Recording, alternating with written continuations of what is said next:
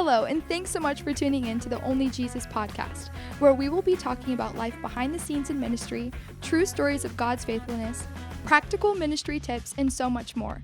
We can't wait to explore these topics with you and celebrate the things only Jesus can do. With your host, Tim Mullins. Good morning and welcome to the Only Jesus podcast. We are here today with my friend, actually one of my best friends, yes, sir. Patrick Davis. Hey. He is a father, husband, he's a pastor, a business owner, a rapper. Do you do like slam poetry or anything? A weirdo. But welcome, Patrick. Thanks for Thanks. being on the show today. Absolutely. It is exciting, fun. I was talking to Sarah last night and how being with you is always like whenever I leave, I always feel like I can accomplish anything. Like you're so much of an Thanks, encourager. man. I appreciate that. And so Likewise. Tell me a little bit about you and what you do. I like to call him Bishop, so if I do that through the podcast, it is Patrick I'm talking about. Yeah, and I'm not a real bishop. I have Tim saved in my phone as Archbishop Tim. So we like to count on each other. Yeah, it's funny. So tell me, you're a pastor. Let's start with your family first. Sure. Give me the rundown on who's who and how many you have. So my wife Sarah, she's a legend. She's my rock, man. Wouldn't be half of who I am without her. I agree with that. Yeah, She's amazing. absolutely. Has a fascinating story herself. Got 4 kids. My oldest Brady is 23. My second Caleb, he just turned 18, even though he still looks like he's 12. It's so weird, dude. Watching him drive around, like he totally looks like like he's in junior high. Like, right. Dude, whose car did you steal? But he's a great kid, man. Hard worker, good kid. Caleb just turned 18. Ethan just turned 16, so he's wanting to get his license. It's just bizarre, man. They grow up quick. And then crazy. we got a little baby pterodactyl, Eliana. She is something, isn't she? She is. She's a ball of fire. She's 4.5. She'll be 5 in August. So yeah, man. So what's the differences between having older boys and then having a little girl? Like, Well, she just screams constantly. And I don't know if it's like because she's little and everyone's bigger than her, that she has to make her voice heard. But yeah, I mean, it's is she the boss of the house? Does she think she's the boss? She of the does. house? She definitely thinks she is. That's And her, when she's having a tantrum, everything shuts down. yeah. Because you got to deal with it, right? I mean, it's What do you do? Yeah. So and then she gives you them puppy dog eyes. That's it. And but it doesn't help that she's one of the cutest She little is. girls. She is. She No is doubt. adorable. So yesterday we went to IHOP and Judah, he's my 4-year-old. He was sitting next to me. He got funny face pancakes, chocolate pancake with syrup on it. Well, I got the Mexican Des Loches, however you say Nice. that. So it's like caramel sauce and vanilla sauce. I give him a bite, and my dude looks at me. He goes, "Dad, how about we just switch pancakes?" And I was like, "No." He goes, "But mine's chocolate, and it has a smiley face on it." I'm like, dude, don't try to con me. Right. You little schemer. Yeah, it's funny, man. She's got her own voice, man. In one sense, I think for her, it's kind of like she's an only child because she's so much younger. Well, yeah. I mean, what's the age difference between her and the youngest? Well, Ethan is 16, so you're talking 12 years. Dude, yeah, it is like an only child. Which we've talked about having another kid. It's easy for the guy. I want another kid. Do you really? I'm all about it. I love it. Every time we talk about it, I have to go somewhere. Like Yeah. I get busy all of a sudden. Yeah, I mean, it's a lot, but I've always Right. wanted kids, and I grew up in a big family, so it's like So you're I'm used to yeah. five of us wrestling, Right. and those memories were good. So that's a happy home for you. Yeah, no doubt. Honestly, that sounds like a nightmare to me. It just sounds awful. Well, it kind of is, but I don't know if we'll have another one, but we've talked about fostering and adopting Dude, that's if so we're cool, able man. to. Yeah. I just think I think that's one of those. That's, you and Sarah are incredible parents. Like, you guys are the cool parents. Yeah, you ought to see us behind. Oh, I can imagine. If people see half the stuff that goes on in our house. Oh my gosh. Well, it's like you get these people. They show up at the church and they got the crazy kid. Yeah. And I'm like, hey, before you start apologizing for your kid, Look at mine. you hear that back there? Not that I encourage that, right? We but were, it's we like were in church one time. hey, having that's my church. kid breaking stuff. Like, Yeah, it's yeah. not your kid. Yeah, we were through service, we just started at our new church that we got on staff at, and all of a sudden I heard this kid like just screaming. Now it's on the other side of the building. I mean, it's not like it's just right outside the sanctuary. It's like that primal dinosaur scream. As soon as I heard it, I knew it was mine. I'm like, no. Like, they're going to fire us before we get started. Like, these people don't know how to raise their own kids. Right. So, enough about our kids. Which man. nobody does, really. I mean, Right. if we're being honest, those of you watching, judging us, we're all You trying don't to have it together We're all either. trying to figure this out. Yeah. Yeah, like, why did they even let you go home with kids without, like, you have to have a class for Some everything type of else. training, But- you know? Right, something. They just, like, throw them at you and say, here. There you go. Um, I was afraid to be a dad, to be honest. Oh, I was too. I'm still afraid to Yeah. be a dad. Yeah. Like, one of my biggest fears is screwing up my kids. Right. I mean, That's it. like, Yeah. no exaggeration. Like if anything kept me awake at night, it would be, like, am I doing the right thing by my kids? But yeah, I still, like, yell at them and lose my temper sometimes and Same. all that fun stuff. But I try to be real with my kids. Right. Like, I try to be, we always talk about that, like, being real in church and Sure. being who you are and, like, being the same, like, if you're a pastor, if you speak, do worship, whatever, being the same person On the outside. on the stage as you are at home. Yeah. But I think with kids, it's even, like, when we parent, it's like we step into, like, we're not who we really are. Like, we Right. step into what we think a parent should be. Sure. And the kids grow up seeing That you version. as a father this way, Yeah. but then they see you around your friends and stuff acting this way, Right. and it creates confusion. It's like they don't see the real you. Right. So I like picking on people, so I torture my kids. I mean, I love it. I pick on them just as much. Yeah, no doubt. It's something, and I know this isn't about kids and parenting, but It can be. like something that I thought was really profound. I used to think that, like, well, once you have kids, and this is just ignorance speaking, all the fun's gone. You Right, you yeah. don't get to follow your dreams and all that kind of stuff. And like, I've learned, and I want to encourage you, if you're listening to this or you're watching this, your life and your purpose does not stop when you have your kids. And I think one of the, That's so if good. there's a gift that we could give our kids, it's our kids seeing us fully alive. Yeah. And so, like, a homeboy of mine, he's a big worship leader in Australia, has recorded several albums that are very well known.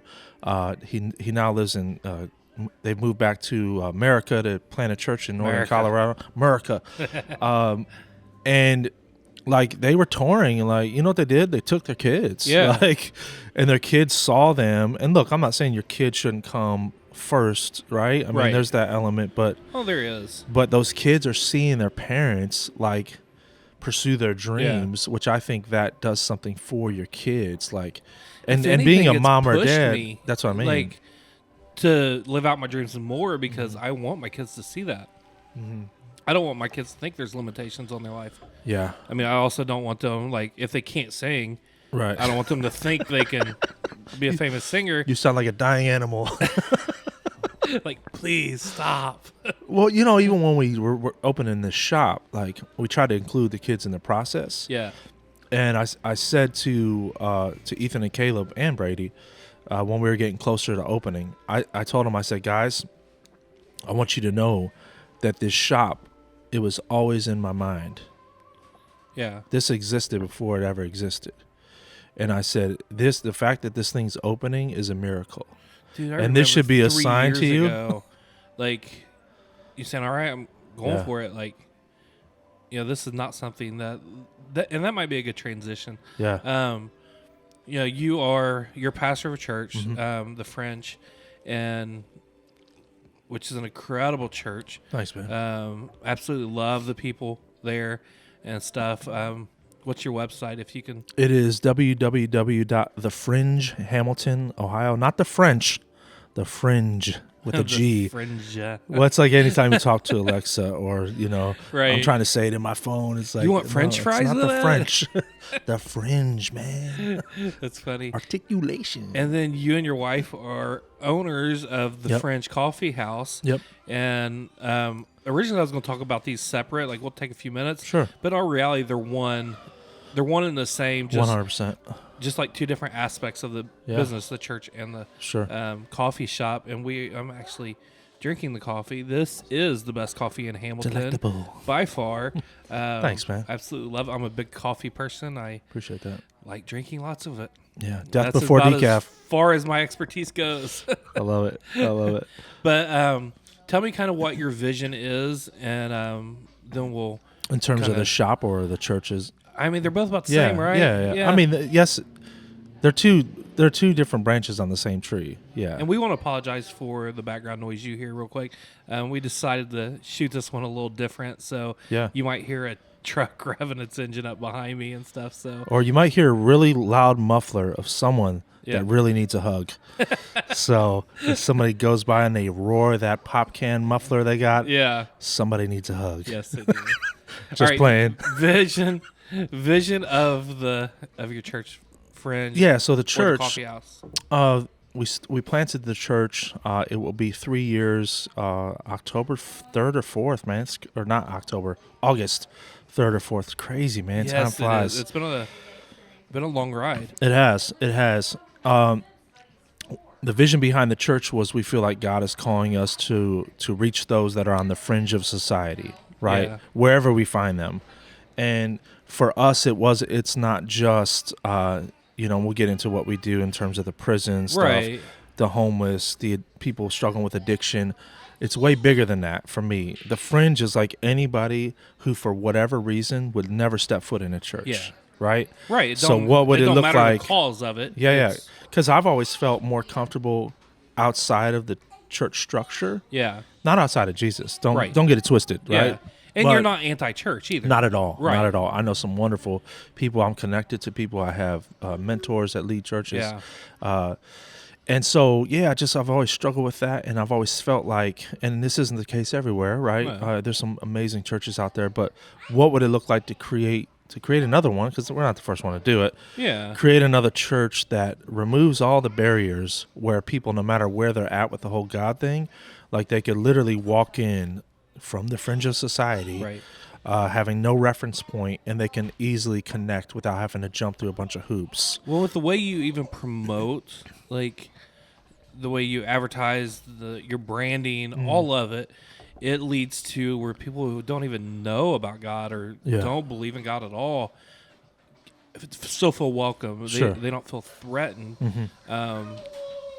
But you don't hold back on your preaching. Like, No, not at all. at all. Not at all. And stuff. So it's not like, I don't want anybody to be confused and think that, Sure. your church is like seeker friendly or Yeah. it's not. It's very, to the truth Yeah. and stuff. You just bring it. I don't Sure. want to say even in a different way. You just bring it the Patrick way. Yeah, Like, that's it. It's just I'm glad you said your that. personality coming out. And I'm how glad you said you're that, not trying to yeah. be anything else. And you're very much, for the people that, Yeah, don't feel connected. for sure. And I think that's it. Like, it's not. I don't, that whole thing, like, there's nothing new under the sun. Like, Right. we're not doing anything clever. Like, Dude, I love you, and I've known you for a while. There's definitely nothing like you under the sun. I don't know how to take that. I have never met another man like you. I don't know how to take that. It's a compliment. I appreciate I it. promise. I'm just teasing. I appreciate it. But yeah, I mean, the idea of caring about this stuff, we're not doing anything new. We're returning to the original heart of Jesus. I we think. are. Yeah, you are. Like yeah. we're not like, hey, here's some new idea. No, man, this is thousands of years old. It's like This whole is actually how Jesus lived his life. Exactly. It's like the organic thing, you know.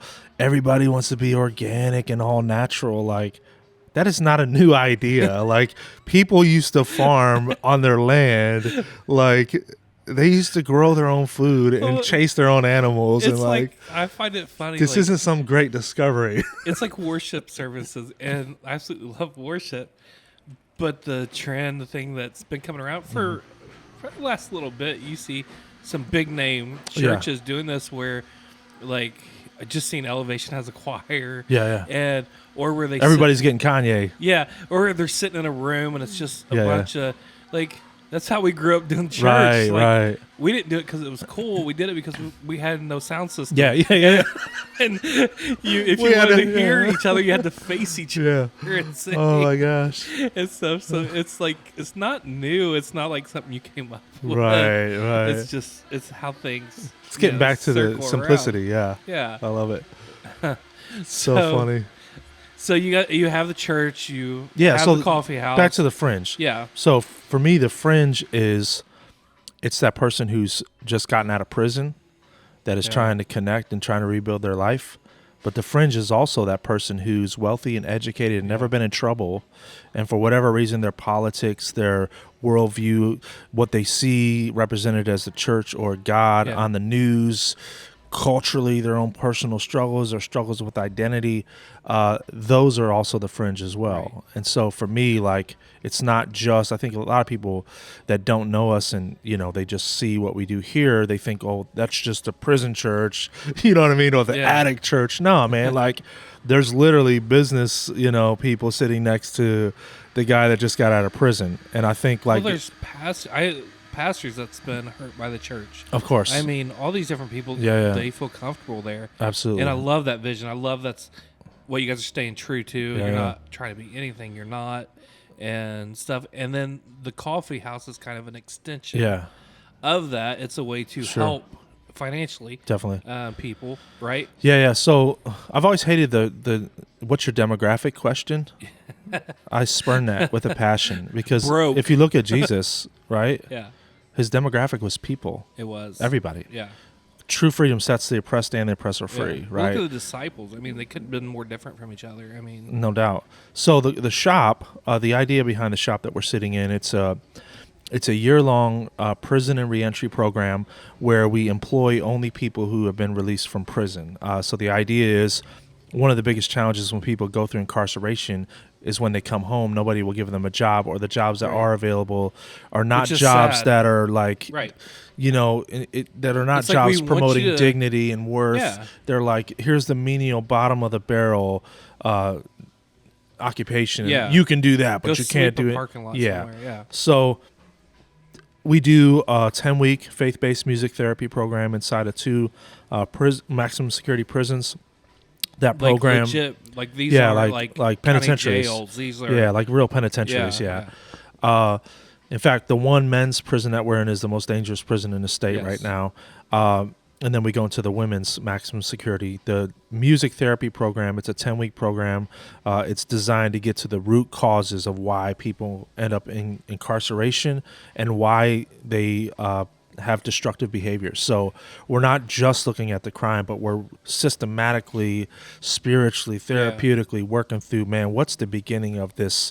Where's the root of this tree? Because for a lot of them, the robbery or the theft charge or wherever there's a root that oftentimes goes way back, Yeah. right? Nobody says Yeah. when they're 6 years old, swinging on a play set, hey, I'd like to become a prostitute when I Yeah. turn 22 and Or, do "I'm gonna 10 get years in hooked on prison. heroin." You know, there's Yeah, none of that, exactly. And so for a lot of them, it's unresolved childhood trauma that they've never had counseling or therapy Yeah. for or access for, or didn't have a good church around them helping them out, and didn't have, obviously, the Lord. So that's designed to really, so we have the relationship with most of them before they even get out. Right. And so once they get out, their record, their felony will not prevent them from getting this job. It will be the reason why they get the job. Yeah. They'll work here for a year, and this is designed to be a holistic reentry support Yeah. system. So it's not just the job. When we were looking to open, we wanted to pay not just a fair wage, but how can we pay them the highest amount possible and still To not help go them. out of business? Dude, that is so good. You know what I mean? Yeah. And what's the best model? Well, the best model as far as treating employees fair for coffee shops across the board for the most part. Yeah. And I don't know every independent shop, so don't Right. judge me. Yeah. But Starbucks, like they pay their employees good, they have good benefits, and so we looked at their starting rate and we said, well, we're gonna up that. And so that's kind of the idea. They work here for a year, and we create a custom reentry plan for each person. Yeah. whatever their struggles, battles are. So here's the job, here's the sense of family, here's the sense of community. But we also want to help you. We'll provide free tattoo removal if you got all those gang tats on your Right. face or the racist tattoos, GED classes, parenting classes, financial literacy stuff. We do have a music program that we do here.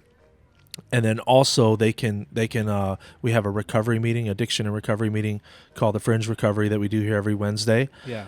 So it's holistic. So it's meant to Like it's not just a job. Like this Exactly. This is let's get your life. it's a whole together. support system. And so Yeah. we literally sit down with each person and say, hey, what are the biggest barriers for you? Do you need to reconnect with your kid? Do you need to, what are those things for you? Yeah. And so for that entire year, we just work on that. And they become, it's not a client provider relationship. It's not just a boss employee. There's no us and them. No. This place, in the truest sense, like it's become a family for all of us, where there's no space in between us and them. There is no good, us and man. them. So good. There's only us. And I right? can attest that, that's exactly how it probably feels. Like I know we've been around the coffee shop. We drive an hour to get coffee some days. we love it here, but I get to see the guys and the girls, and it's just phenomenal, man. Yeah. It's amazing. I've never understood that. Yeah. That's one thing I've never been involved in. Sure. Is like my life has never led me in that direction. Sure. Like to be around, this stuff you're dealing with Sure. and things. But just we ask these people to go through, like they put their time in, they pay for whatever Right. they did Right. and stuff. And then we ask them like, okay, now we need you to be A a part of productive society. yeah. We need you to be productive. But we're going to be, discriminate on housing, jobs. yeah, but we want you to do this. We want you to turn your life around. We want you to do something with your life, Yeah. but you can't have a job making over minimum wage. Yeah. Like we just started immediately tying their hands Sure. and putting shackles on their feet, Right. and yeah, they did what they did. Sure. They served the time for it. Nobody's saying otherwise. I'm not saying. Like, And we've never said like, hey, bro, if you went to prison for robbing a bank, you're not going to be a bank teller. right. No yeah. surprise. Like let's You know? let's not get participation trophies here. But we see it all the time. People come out, and I will shout out to every employer out there. And there's a lot of them. There's a lot of good people, man. Yeah. There's corporations and businesses that will that are second chance employers, and so there are people awesome. out there doing it. Amazing. But yeah, it's like, you get out, and it's happened in my own family. Like when Sarah came home, like she was overqualified for jobs that had nothing to do with why she went to prison. Right. And like she can't get the job, even though her crime in that situation had nothing to do with that work environment. yeah. She's not able to take that job, even though Just she's the because- best applicant. It doesn't Yeah. make any logical sense. Right. And I would challenge you, like, if you're like, hey, well, I wouldn't want no felon working for me. If you talk to any business owner of any business that's been in business for any length of time, Yeah. we have all had employees that had never been in prison that were horrible employees Right. that did stuff they didn't do, did stuff they shouldn't have done, And so this illusion that like Yeah. somehow these are worse. And look, just because someone's been in prison, we don't automatically hire them. We still interview them. Right, And I want to yeah. get a read on you to see, hey, Yeah. like, is this person, are they taking responsibility? Have they owned it? What did they do with their time? How long have they been Yeah. out? Like, are they serious about this thing? Yes. Are they going to be teachable? Like You you're know- not saying be dumb about No, it. no, like, no, not at all. But dude, that is so good, and I'm so glad you guys are doing this. Thanks, man. It's no like secret that it takes special kind of people because there's challenges that Oh, man. come along with this that aren't normal. For sure. Challenges. There's just the baggage, the the emotional damage that's been done. Yeah. I love your. Can you tell everybody the saying that you have on your kind of like your Oh, so motto there on your shirt? yeah, so we always tell people you are more than the worst thing you've ever done. Dude, absolutely love that. And I think whether you're someone who's a returning citizen or not, any person can relate to that. Yeah, We look all at have these things we're ashamed of, There's embarrassed so many of. things in my Man, past if that- somebody knew about that, Yes. they wouldn't love me or look at me the same. And I think that's the gospel, right? Yeah, it is. He throws our sins in the sea of forgetfulness. As Right. far as the east is from the west, man, that's powerful, you know? It's people try to make it so complicated. As humans, that's what we do best is make things so complicated that it's unachievable Right. and stuff. But if Jesus, it was just so simple. Like, he lived his life. He loves people. Like, Yeah. what else is there to it? Like, Yeah.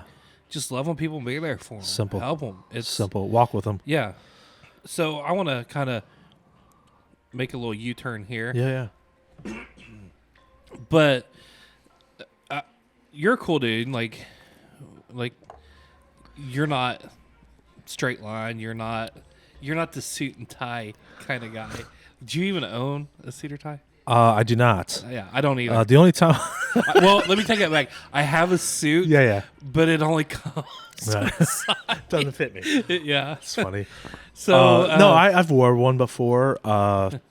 Yeah, man. I love fashion. I love clothes. I You love do. nice clothes. Dude, your merch here. I would rock is- out a suit. You know what I mean? But Yeah. if I can't have a suit that's cut the right way and doesn't feel Right. right, That will I looks ever be good. the person that walks around Yeah. with a suit on every day? I could see you doing Probably the whole not. Conor McGregor Yeah. suit, 3-piece, strut. With no shirt underneath it. My chest all tatted. No, thank you, please. It's funny. But I want to talk about like trends in the church today and just creativity. Sure. Me and you had a conversation on this.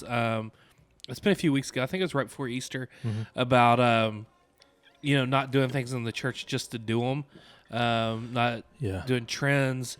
It's kind of like I use the example like if you go to McDonald's for the first time and you've never been there before, you sit down at the table and a butler comes out and Right. hand on a silver platter, opens it up, and there's like the best steak you've ever Yeah. eaten.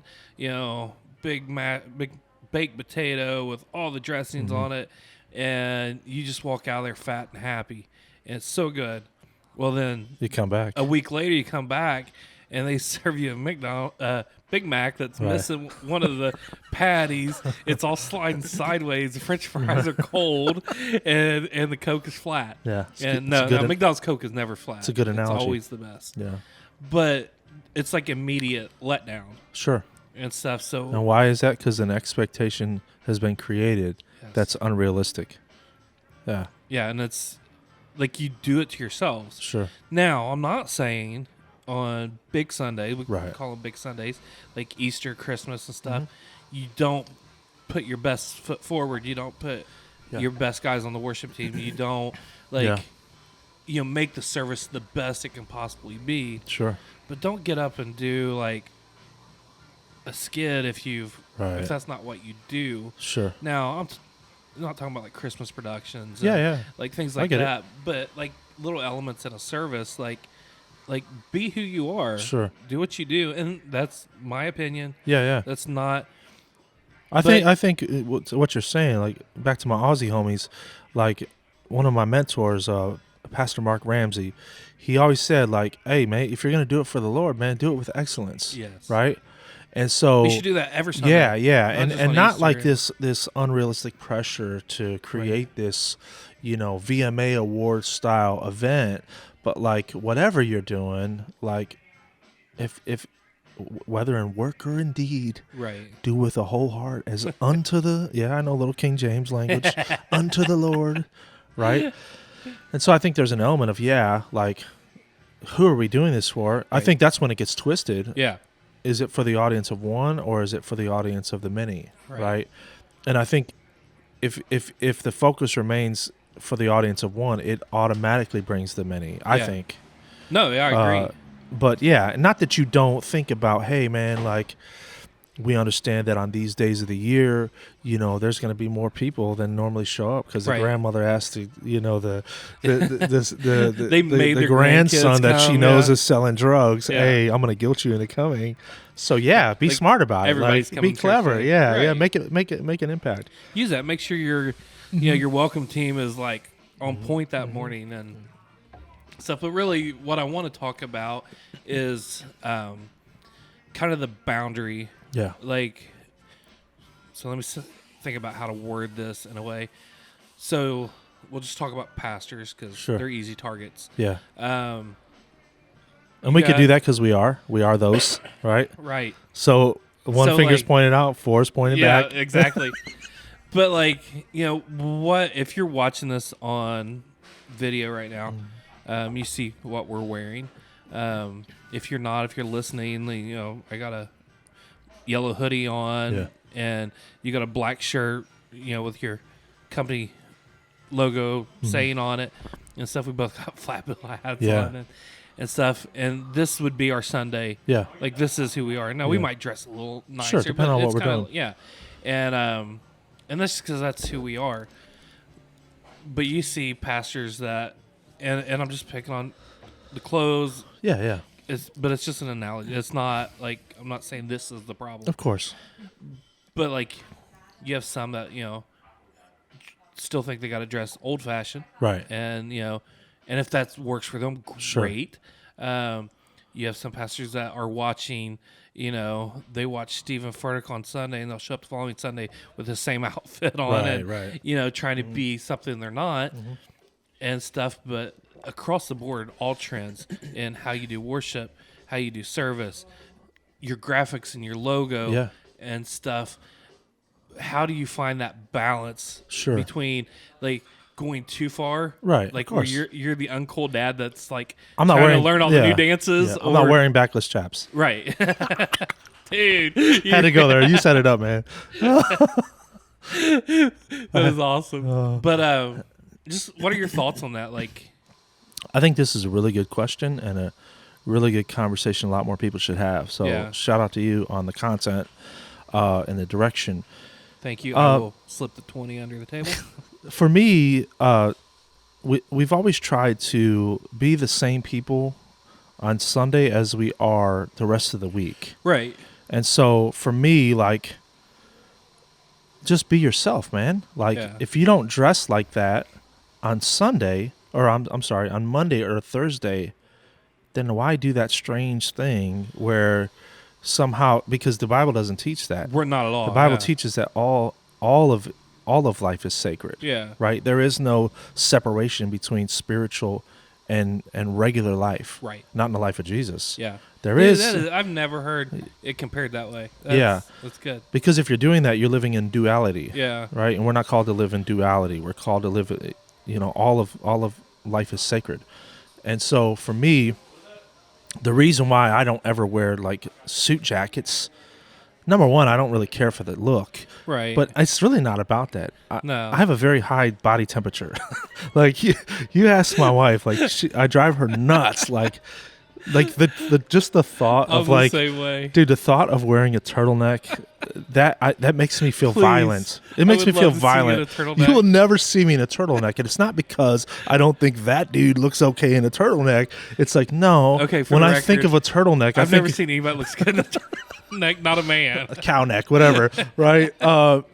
But like the thought of wearing that, it makes me feel violent, and I just imagine it feels like a really weak person strangling me, And so, like, part of my attire is Your not just, face. it's not just fashion. I mean, it is fashion because I'm very into street fashion and, Right, and, right. and clothing and stuff like that. But it's not just that. For me, like, it's comfort. Yeah. But I think, like, how do I not cross the line? Just be authentic. So Yeah. back to what you were saying earlier, for the man or the woman that's older than I am, or they maybe they're 20 years older.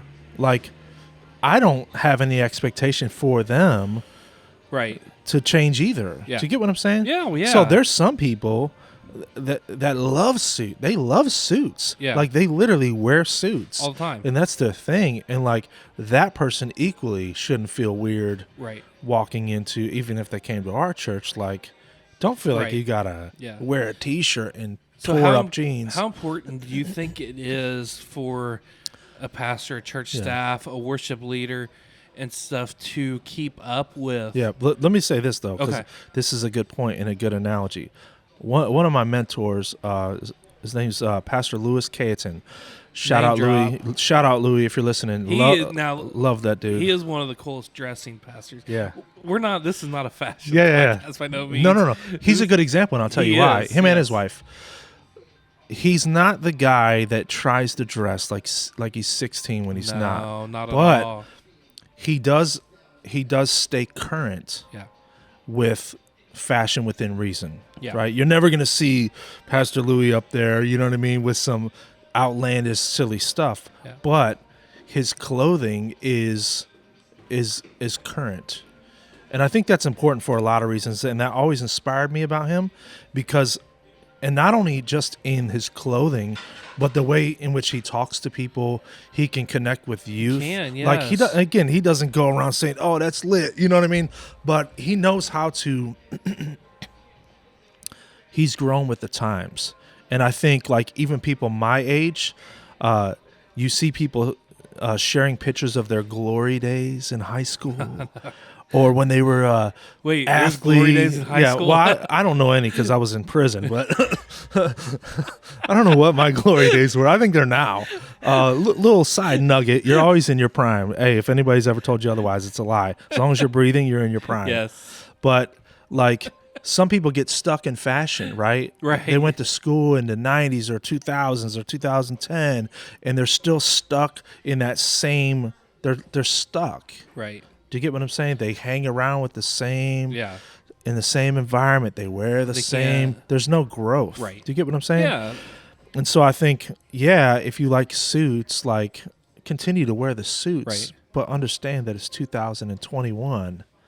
I'm not saying to go get some ridiculous suit, but just as a human being, try new foods, travel, go to a different place, listen to a song. Some people listen to the same playlist that they were listening to when they were. And I'm not saying I've got the playlist on my phone, but and I don't. Every once in a while, we'll pull it back up and listen to it. But I want to hear some new stuff too, Like and not for the sake of like being Chris hip. Cross has to come on, and we got to jump a little bit. Yes. But no, and we've been talking a lot about fashion and clothing and stuff like that, just as a way for. Yeah, and as a way for us to not to kind of overview like all things in church, because that everything we're saying goes along with like worship. Yeah. I think it's dangerous if you don't have a balance. Yeah. Is if you're on that stage, whether you're the pastor, you're the worship leader, if you have there's a funny Instagram called Preachers with Sneakers. Yes, I've seen that. And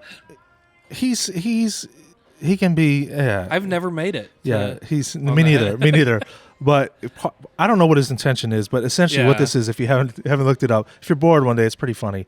He will screenshot pictures of famous televangelists, worship leaders, and he will zoom in on their shoes or their sweater and whatever they're wearing. Then he'll find the thing online and find out how much it costs. It's astronomical. Yeah, it's unbelievable.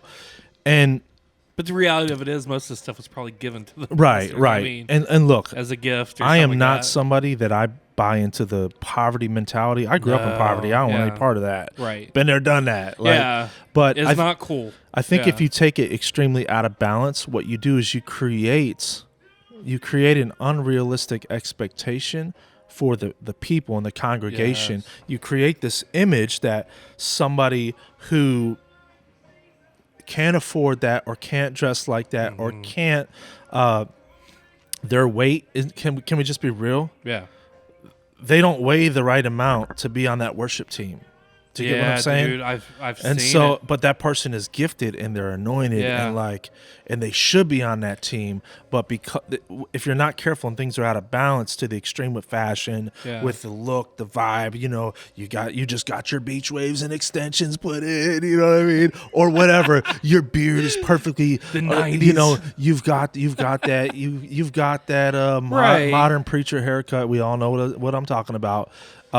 So somebody who doesn't fit into that, if that's you, then great, then do you. Right. Yeah. But if that's what everyone's looking that's like, wrong. if that's what everyone that's appears to be successful is looking like that, what we're saying unspokenly is that unless you are that, there's no space for you.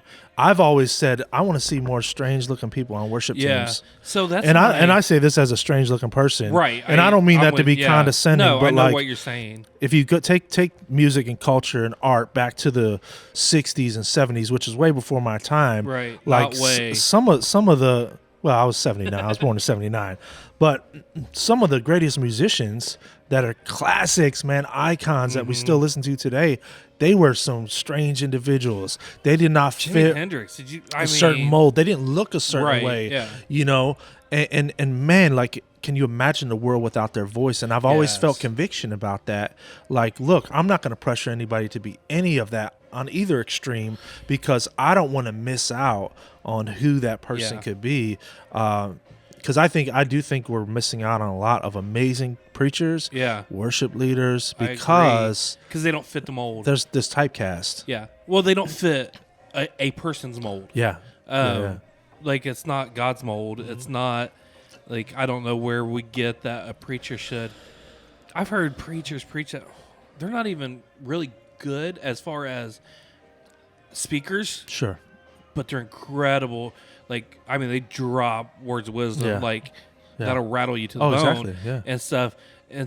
But yeah, they might not get people up on their feet and shouting, but Yeah. if you listen to what they're saying, I mean, it's just it's Yeah. unbelievable. I've heard worship leaders that look like, you know, they look like they should be the poster child for, like, that don't know how to dress, Yeah, fashion sure. and stuff.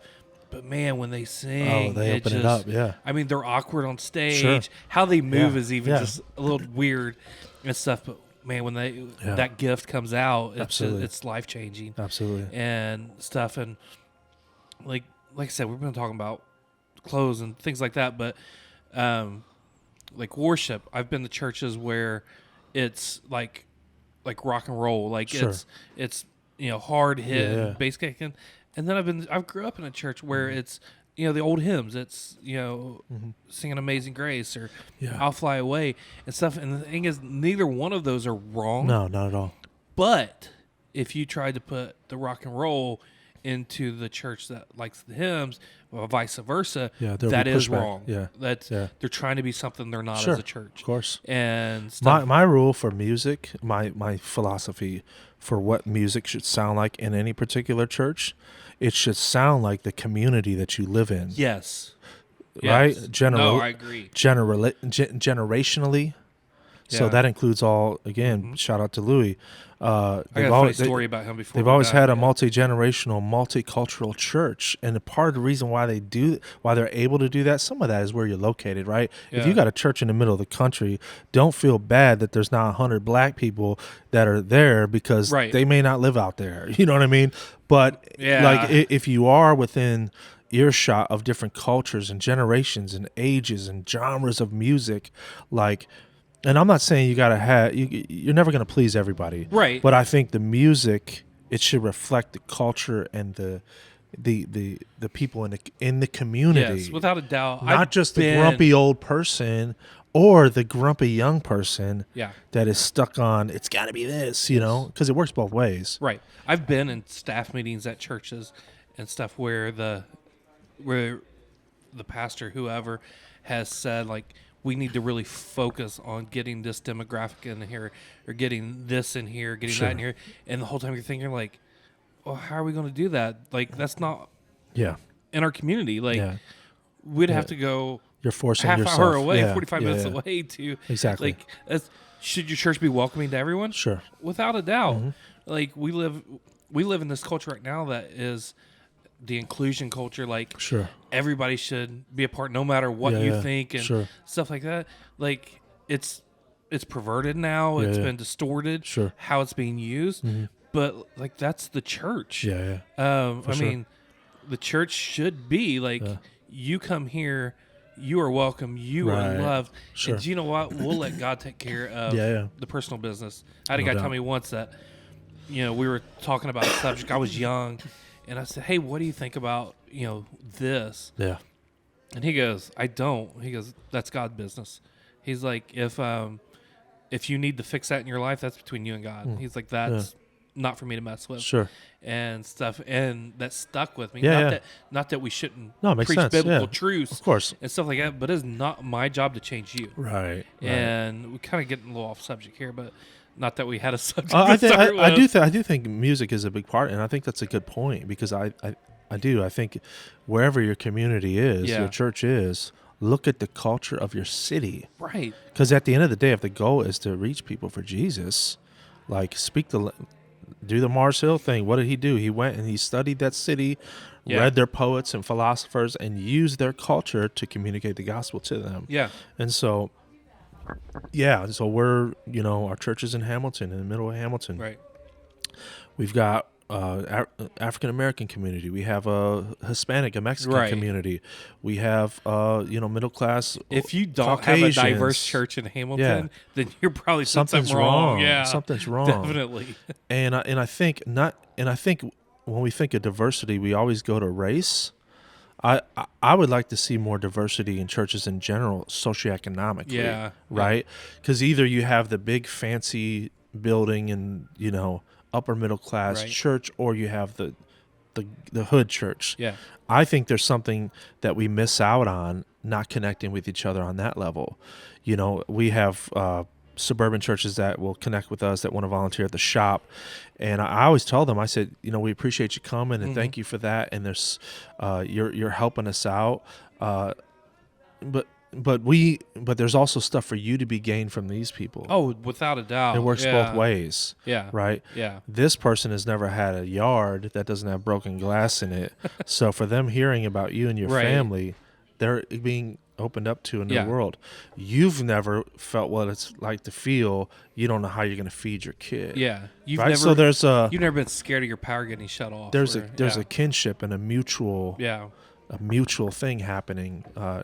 That's why I think when Jesus says in Matthew 24:25, visit, clothe the poor, take care of the sick, visit Yeah. those in prison, because when you do it, you've done it to me. I Right. think when we give out, if you go at it in the posture that God wants you to, you're also going to receive. Yeah. When somebody goes into a prison to volunteer, whether they've been in prison or not, they're not just, if you go in there with the attitude, a condescending attitude, I'm just Yeah. going in there to help them, Yeah. you have no idea what they might be able to help you with. Right. You know what I mean? Yeah, without a doubt.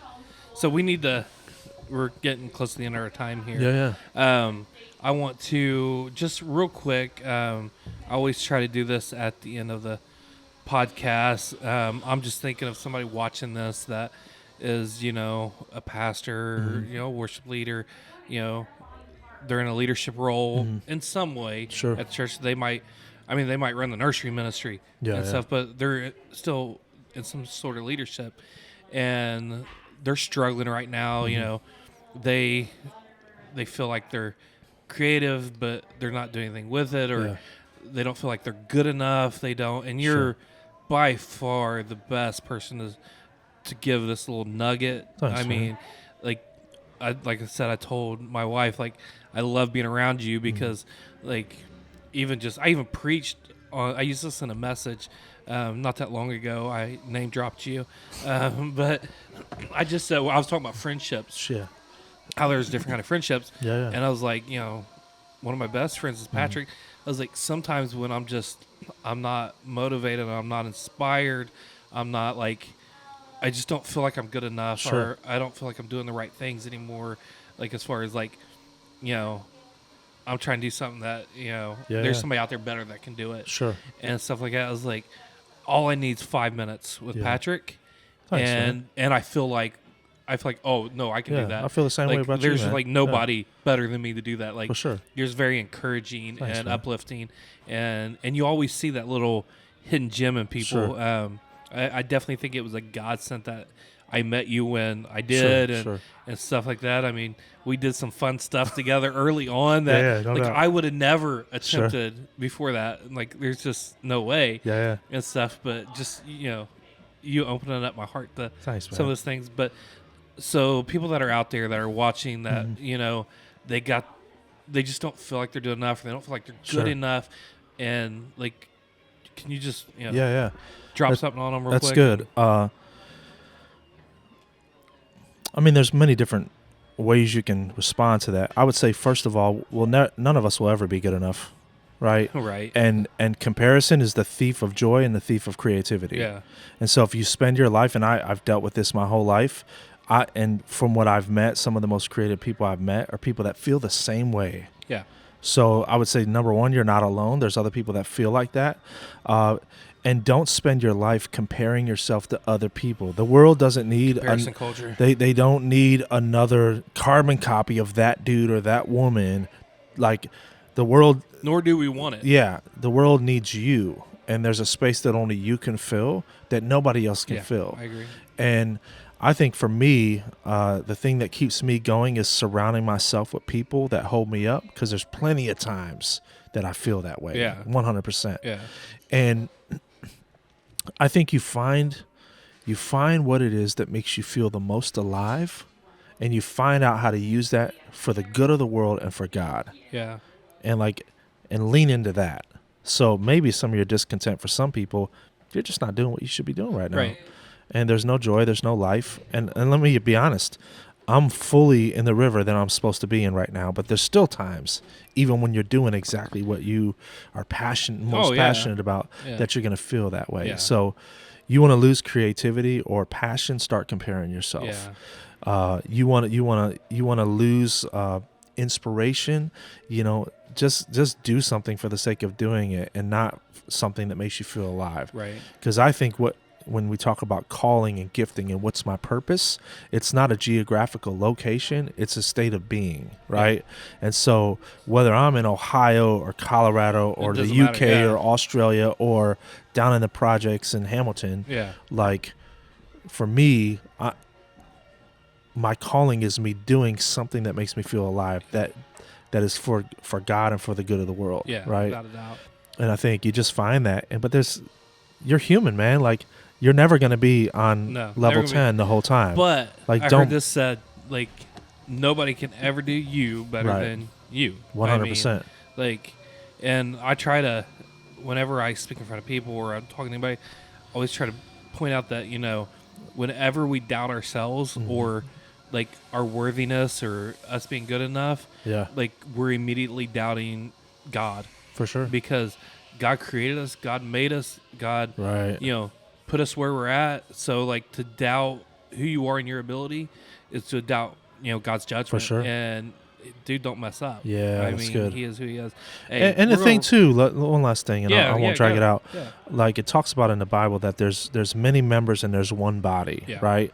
And Paul uses this sarcastic way of saying, like, does the hand say to the leg, I don't need you? Like, he's being a that's how Paul talked? He's being a wise guy. Yeah, I do. I think he's being a comedian during this part. But like, those parts of our physical body that we think are the most unimportant, like you might be watching this and you might feel unimportant and you might feel like your task is menial and you're not the person on the stage. But let me tell you something, without the people that hold the stage up, the stage collapses. Yes. And so every person that person impacts on that stage, you had a part in that. So don't doubt the value of that. Yeah. But back to the physical body, those parts that we don't think are important, or maybe you feel insignificant. Like if you get your big toe cut off, you can't even walk. Mm-hmm. If you lose that big piggy, this little piggy went to the market and didn't come back. It affects you. Won't have any balance. You won't be able to walk, right? And so the same is true.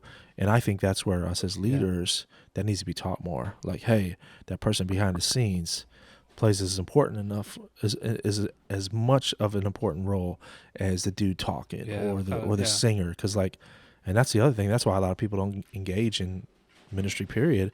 Right. Well, I'm not a preacher. I'm not a singer, and I can't stand kids. Right. So it's like, okay, well, there's no place for me. Well, no, there's so much more. There's so much more. Always than that. Place. Hey, why don't you pray for everybody? For sure.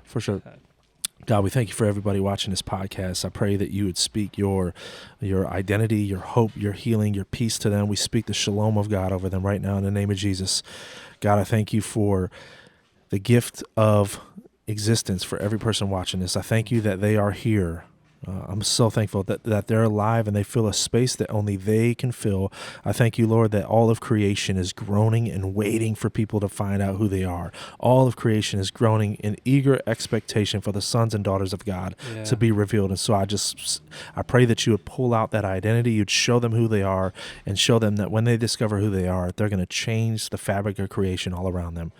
In Jesus' name, amen. Amen. Hey, thanks again for joining us. If you've watched till the end, you are truly amazing and truly a beast. We appreciate it. Hey, like us on Facebook, Instagram, go to our YouTube channel, The Only Jesus Podcast. And thanks again. Peace. Thanks, Patrick. Of course.